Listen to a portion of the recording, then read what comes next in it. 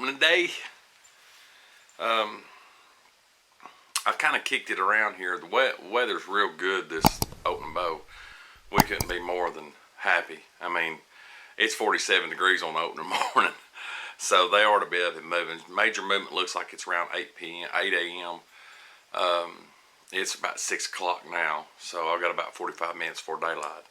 Not far from the lease. I'm gonna be hunting that same type saddle I hunted during Velvet. There's 3 good stand locations. The wind's good for all of them, but there's one stand that I haven't been to in years, and I videoed some deer down close to it. And since we got a shot at those now, that might be where I go. So y'all stay tuned. We're gonna hit it. I'll see you in a tree stand.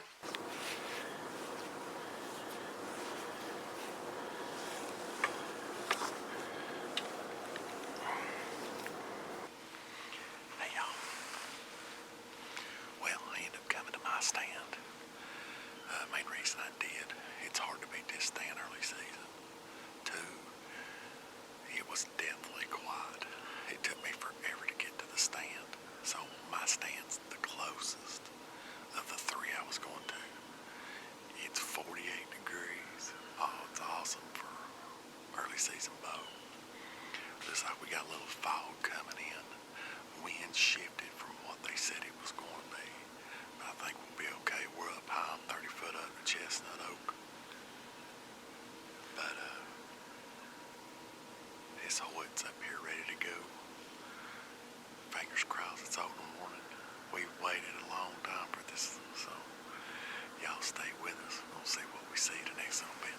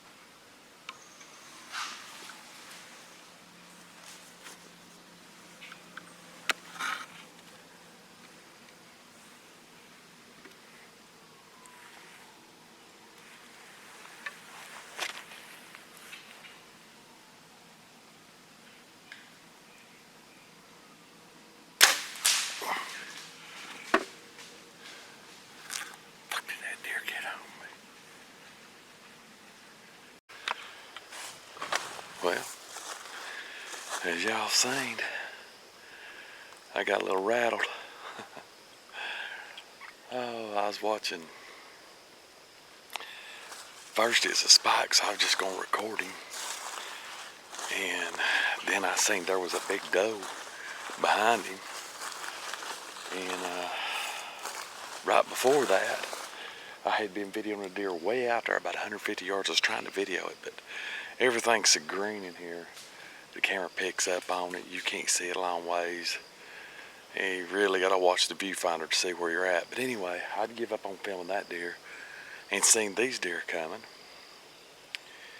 And about the time I moved the camera to the position where she would walk at 30 yards, it was a deer evidently had got in here in the salt lick underneath me. Must have been the deer I was videoing. And I turned and seen it was a doe. So I immediately drawed knowing whether the camera was on the deer or not. And I drawed, and my peep was turned. And I thought, it'll be alright. I'll line up with the nose button and I'll shoot for the red dot. Or the red line. Well, of course, when my peeps turned right, my red line is my 40. I have two greens and a red. So I shot it for red. And the deer was 30 yards, so I shot right over its back. But it's times like that it makes practice perfect. But we always will check the arrow and make sure everything's good. And I'll walk down here and pick up my arrow, which I know is a miss. I watched them for 30 minutes after they run off. Wasn't what I was expecting to find. And it's broke.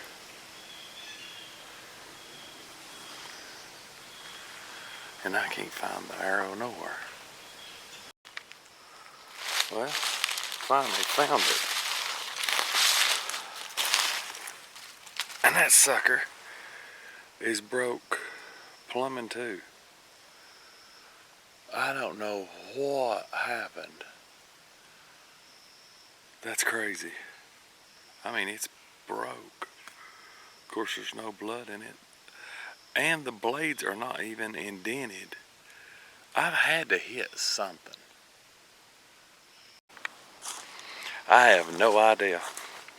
I know for sure I shot the wrong pin. For sure. But the oddity of it is the arrow's broke in two. No blood. Of course, no, it didn't hit the deer. And I found the nock not even in the piece of the arrow that's missing. So I don't know if I had, surely, I'm going to suspect my arrows. Surely I didn't have a cracked arrow, or maybe caught it in a door or something, or I don't know. But it literally has nothing in its way to hit to the deer. And it barely went over the deer's back. And I can't find the other end. So, I don't know. It's another one of them anomalies. But, got that mistake out of the way. Spin that peep around before you pull back, no matter how many deers are in front of you. That's my bad. I'll be back in here again after this afternoon. So, we'll see you in a little bit. Alright, we're back after. Now, I'm going to do something a little different this afternoon. This morning, I couldn't hardly get the deer on video. It's so thick out in front of me.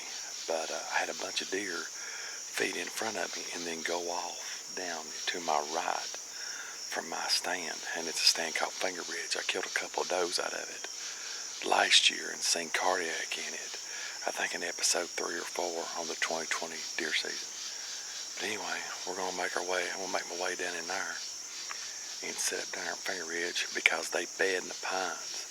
And they usually will come out and feed in them oaks and back up. So we'll see how quiet we can get in here and set up.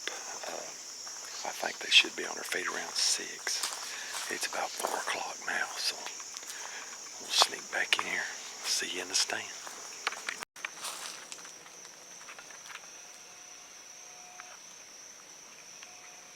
Well, I guess I was wrong.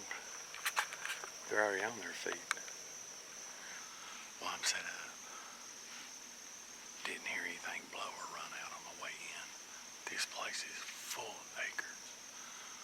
White oaks, red oaks. I mean, it's just plumb full. The reason I picked this spot is because I seen the deer feed down into here. Pines are directly to my left, and they bed in there. But I had a deer on its feet when I come in. Well, I picked this stand also because the wind is supposed to hit me in the left side of my face and blow up the ridge 4 miles an hour all afternoon. It's hitting me, my right ear blowing right to the bed. So I'm going to stick it out for a few minutes and see if it changes. If it don't, I'm going to have to get down and move. But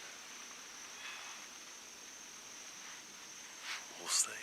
It's always good to be in the woods. Let's get settled in and see what happens.